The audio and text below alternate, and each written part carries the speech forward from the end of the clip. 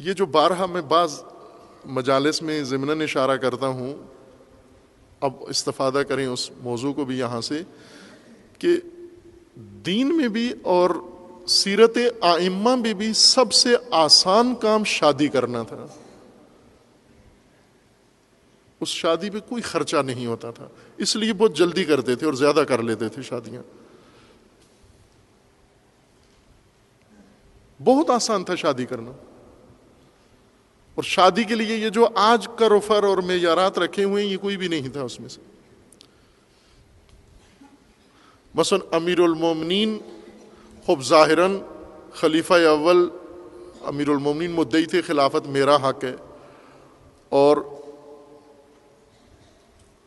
خلیفہ اول کی زوجہ اب اگر امیر المومنین اس طرح سوچتے جس طرح آج ہم لوگ سوچتے ہیں، میں نے عرض کیا تھا نا کہ امیر المومنین کی پیروی کا دعویٰ کرتے ہو تو ہر کام میں پیروی کرو، اور خصوصاً امیر المومنین کا جو رویہ اپنے مخالفین کے ساتھ تھا، وہی رویہ امیر المومنین کے پیروکار کے اندر بھی ہونا چاہیے. انہوں نے کیا کیا، امیر المومنین نے کیا کیا، وہی آپ کرو. آپ شیعہ علی بن جاؤ گے، لیکن امیر المومنین کچھ اور رویہ رکھتے ہیں، آپ کچھ اور رویہ اختیار کر دو، پھر آپ کا علی سے کیا تعلق ہے؟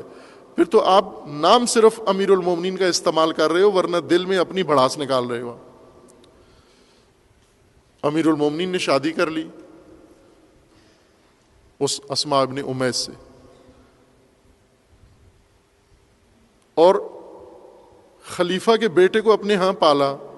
وہ کوئی کرتا ہے یہ کام، اپنے مخالف کے بیٹے کو اپنی گود میں لے لے اور اسے پیار کرے، اور اتنا پیار کرے کہ وہ اس کے سگے بیٹوں کی طرح ہو جائے، اور ان کے ساتھ اس حد تک لے آئے اس کو.